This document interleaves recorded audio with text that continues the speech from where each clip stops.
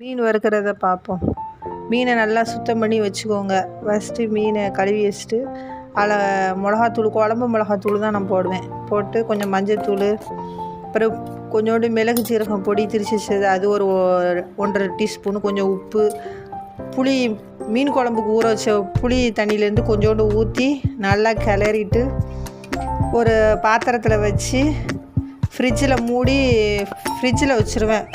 ஒரு 1/2 மணி நேரம் ஃப்ரிட்ஜில் வச்சுருவேன். அதுக்கப்புறம் தோசைக்கல்லை பற்ற வச்சு மீனை எடுத்துகிட்டு வந்து தோசைக்கல்லை பற்ற வச்சு அப்புறம் எண்ணெயை ஊற்றி எண்ணெய் காஞ்சது மீனை போட்டு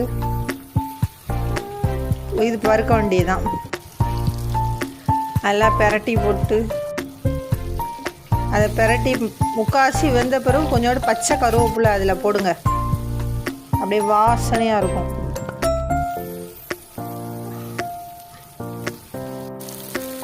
அவ்வளோதான். மீன் வறுத்து